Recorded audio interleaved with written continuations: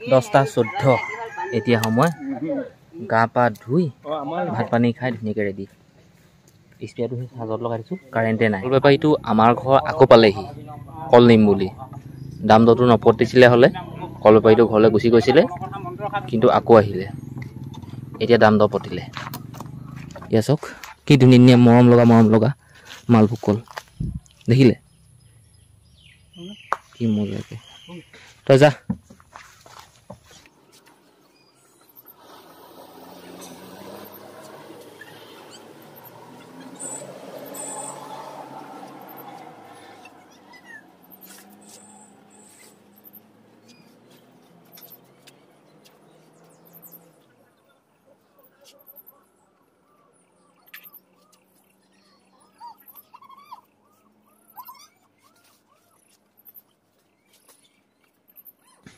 নমস্কাৰ দেই নমস্কাৰ মই যদুমণি গগৈ স্বাগতম জনাইছোঁ আজিৰ এই দিনটোৰ ভিডিঅ'লৈ আজিৰ দিনটোত মোৰ লগত যি হ'ব এইখিনি মই আপোনালোকক ভিডিঅ'ৰ মাধ্যমেৰে দেখুৱাবলৈ চেষ্টা কৰিম মই আহি পাই গ'লোহি বাগান আৰু স্পিয়াৰটো থলোঁ সাৰখিনি থলোঁ দৰৱখিনিও থলোঁ পপাৰ লগত ভাগিনটো আহিছে মানে পপা আহি পেলাই ছাগলী বান্ধিবলৈ গৈছে মই ভাবিলোঁ আপোনালোকক দৰৱ নমৰাৰ আগতে বাগানখন দেখুৱাওঁ মই প্ৰায়তো দেখুৱাই থাকোঁ মোৰ ভিডিঅ'বিলাক বহুত দি থোৱা আছে 450-500মান ভিডিঅ' দি থোৱা আছে আমাৰ ঘৰৰ বাগানতো মই উঠাইছোঁ সেই ক'বলৈ গ'লেও উঠাওঁ য'তেই নহওক মই গ'লেই হয় ভাল লাগিলেই হয় মোৰ মন গ'লেই হয় মই ভিডিঅ' প্ৰস্তুত কৰোঁৱেই এয়া চাওক মোৰ পিছফালে দেখিছে নহয় বাগানখন এইখনত দুদিন নে কেইদিন লাগিলে পাত ছিঙোতে এই DS কটা বাগানখনত হৈ গ'ল আৰু এই বাগানখনত এতিয়া মই দৰৱ স্প্ৰে কৰিম এইবোৰ চাওক ঘাঁহ কিমান দেখিলে এই ঘাঁহখিনি মাৰি দিব লাগিব মুঠতে ঘাঁহে গোটেইখন ঘাঁহ হৈ গ'ল আপুনি যিমান আপোনাৰ চকু যাব নহয় এইবোৰ চব আৰু ইয়াৰ মাজতে সেই জোকবিলাক লুকাই থাকে সেইবিলাক এতিয়া এই ঘাঁহখিনি মাৰি দিলে জোকবোৰ নাহে লুকাই থাকিবলৈ সুবিধা নাপায় নহয় ন আপোনাৰ যিমান চকু যায় চব ঘাঁহ এইবোৰ চব গোটেই ঘাঁহ আৰু এনেকৈ আছে বাগানখন আৰু স্পিয়াৰটো হ'ল এইটো আৰু এই স্পিয়াৰটো মই কিনা 3-4 বছৰমান হৈ গ'ল একো হোৱা নাই ভাল দেই ভাল কোম্পানী ৰাহুল TM ৰ'জ দেখিলে এইটো চাৰ্চ কৰিব লাগে আৰু এবাৰ চাৰ্চ কৰিলে আপুনি 400 লিটাৰটো আৰামছে মাৰিব পাৰিব একদম আৰামছে 400 লিটাৰ আৰামছে মই কোনো কোম্পানীৰ মানুহ নহয় আকৌ বোলে এই ৰাহুল বা ৰ'জ কোম্পানীৰ মই কোনোবা বোলে ৰিটেইলাৰ হ'লচেলাৰ একো নহয় কিন্তু মই এই ৰাহুল ৰ'জ কোম্পানীৰ নামৰ এই স্প্ৰেটো মই ব্যৱহাৰ কৰি ভাল পাইছোঁ বাৰু দিয়ক কথাবোৰ হৈ থাকিব ক'লোঁ অলপমান এনেকৈ যিমান পাৰোঁ মই দিহা পৰামৰ্শ দিবলৈ চেষ্টা কৰিম আপোনালোকৰ সেই অলপমান সঁহাৰি মোক লাগে আৰু এইটো মানে কি হ'ল এতিয়া বেটেৰী স্প্ৰে নহয় ছুইচটো দিলোঁ আৰু অন হৈ থাকিলে মই দৰৱটো স্প্ৰে কৰি গ'লোঁ আপোনাৰ মানে কি হ'ল সেই হেণ্ডেলডাল থাকে যে এনেকৈ উঠা নমা কৰি থাকে সেইটো মানে কি হয় কষ্ট হয় সেইটো ওলোৱা সময় উঠোৱা নমা কৰিব লাগে আৰু আপুনি হাতখন ইফালে সিফালে কৰি যাব লাগে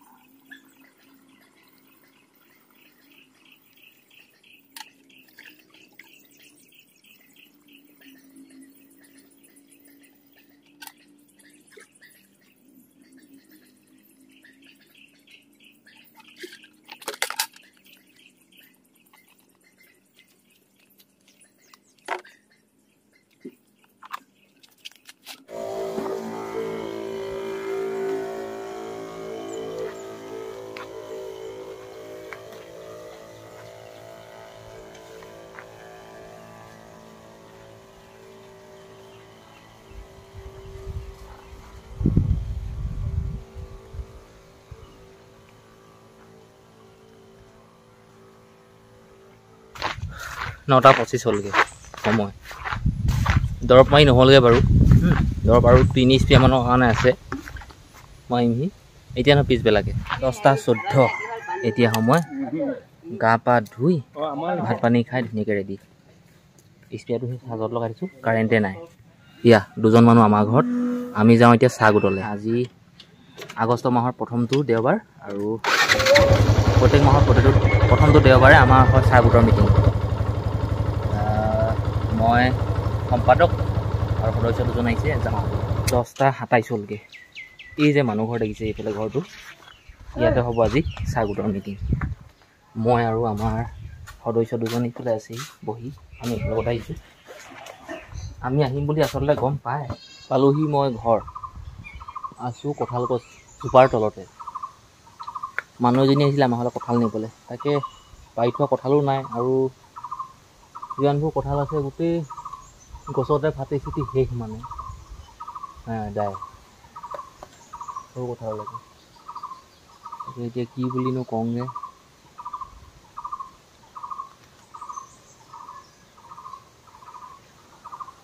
কঁঠাল গছজোপা এজোপা অৱস্থাটো চাওক ঠাণ্ডা পানী অলপ ল'লোঁ নদীয়াটোত তাত নিমখ অলপ দি ল'লোঁ পানীখিনি লৈ বাগানৰ এইফালে গৈ আছোঁ ভণ্টিয়ে কৈছে যে মায়ে বোলে ছাগলীকেইটা বিচাৰি 3বাৰ গৈছিলে বোলে আৰু 3বাৰ নহয় 2বাৰ বিচাৰিয়ে নাপালে বোলে কি ক'ব এতিয়া মাত দিছে ঐ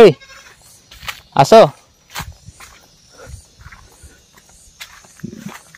ছাগলী পাক লাগি পানী অলপ আনিছোঁ দেই বহুত খাবলৈ নাপাওঁ অকণ নিমখ দিয়ে পানী খাই চাওক ৰ চবকে অকণ দিওঁ তাই হ'ব হেঁপাহ নপলালে কম পানীটো কম আনিলোঁ ন এতিয়া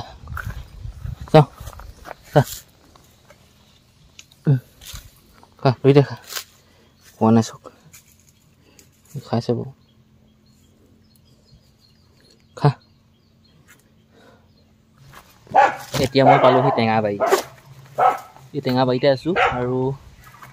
মই লগোৱা টেঙা গছৰ পৰা কেইটামান ছিঙি কৰিলোঁ নহয় ছিঙিলোঁ এই মোৰ তাত আছে বহুত নহয়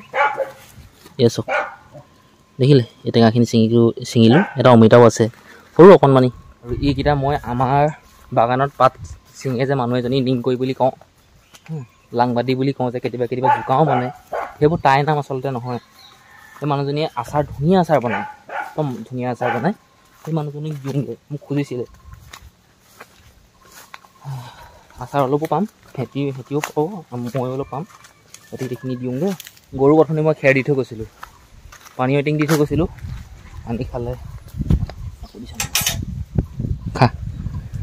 খাব বিচাৰিছে কিন্তু কেলৈ মন কৰা নাই খাবলৈ খা আকৌ পানী সেইফালে দমা দুটাক দিলোঁ খালে পানী সিহঁতি খা তহঁতে পানী লৈ যাম এতিয়া বেলেগ হ'লে সেইফালে ৰুই আছে মই আহি পালোহি সেই পাত ছিঙা মানুহজনীৰ ঘৰ সিহঁতি আহি লওক কথা বতৰা পাতিম যামগৈ এটা সুন্দৰ পৰিৱেশ মজা মই যোৱাটো হয় সেই নিংগৈ ঘৰলৈ আৰু টেঙা কেইটামান দিলোঁগৈ এইফালে ৰিজৰ্ট লোৱা বাগান এখন চালোঁহি পাতটো ছিঙিবলৈ হৈছে নাই হোৱা পাতটো ছিঙিবলৈ হৈ আছে কিন্তু অলপ দুদিনমান ৰৈ দিম ধৰক কালিলৈ সোমবাৰ মঙলবাৰ বুধবাৰ 3 দিনমান যদি ৰৈ দিওঁ নহয় তেতিয়া অলপ পাতটো দীঘল হৈ যাব এতিয়া বেছি ছুটি হৈ আছে মানে এয়া বাগানৰ অৱস্থা এনেকুৱা 3:19 দুপৰীয়া ভাতটো খালোঁ খাই মেলি সি বাগানৰ ফালে আহি আছোঁ কল বেপাৰীটাৰ লগত বেপাৰীটা আহিছে আমাৰ গাঁৱৰ বেপাৰী কেইটকা চাওঁ চা সেইটো তোৰ কথা 3টা বান্ধি লৈ আহিছে একো নাই থাকিব মই সেই যে পানী দিছিলোঁ ছাগলীক সেই বাচনটো লৈ যাওঁ ঘৰলৈ মানে কালিলৈ 8খিলীয়া নামঘৰলৈ যাম সেই চাকি দিবলৈ সহায় দিবলৈ বুলি নহয় এনেই জেগা চাবলৈ মন ভাল লগাবলৈও নহয় যাম আৰু কাৰোবাৰ লগত মানে কি সেই নিংকৈৰ লগত যাম নিংকৈ মাকৰ ঘৰ আছে তাত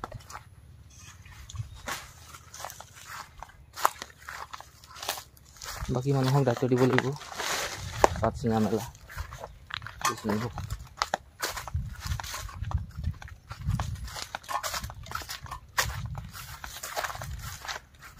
তাকে ভাবিছোঁ মই মোৰ যিমানবোৰ বাগান মই ৰিজৰ্ট লৈ থৈছোঁ এই এসপ্তাহত যদি 20 কুইণ্টেল পাত মই দিব পাৰোঁ নহয় 2 দুগুণ 4 5 দুগুণ 10 50,000 টকা পাত দিব পাৰিম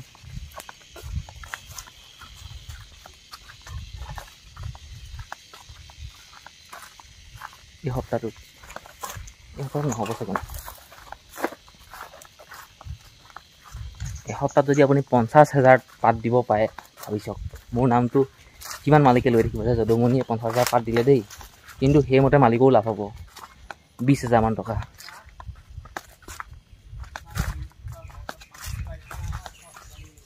আৰু আছা এই পুখুৰীৰ কিনা চাহি থকা হৈছে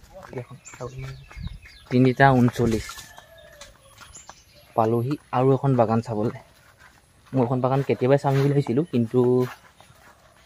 মানে কি সেই বেপাৰীটো পিছফালে যে দেখিছে ই আহিছিলে ইয়াৰ কথা পাতি থাকোঁতে বাৰীলৈ যাওঁতে দেৰি হৈ গ'ল ভাবিলোঁ এতিয়া দেৰিকৈ হ'লেও বাগানখন এপাক চাই আহিলে নাই এখন ছিঙিব পৰা হোৱা নাই এখন দিন লাগিব যিটো মই দেখিছোঁ অৱস্থা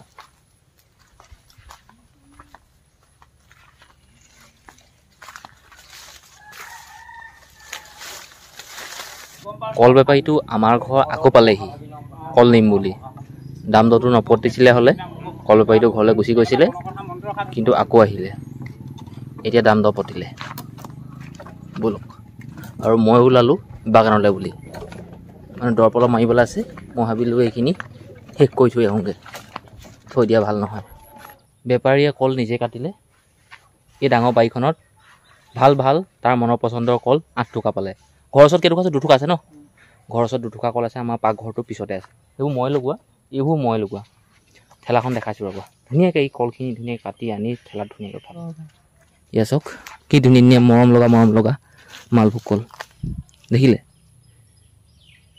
কি মজাকৈ তই যা কাটি কৰি লৈ যাগে হা ঠিক আছে আজিলৈ কাম সামৰিলোঁ আৰু দেই সেই ৰাতিপুৱা দৰৱ ঘুলিছিলোঁ সেই এতিয়া 5টা 18 হ'লগৈ দৰৱ মাৰি শেষ হ'ল আৰু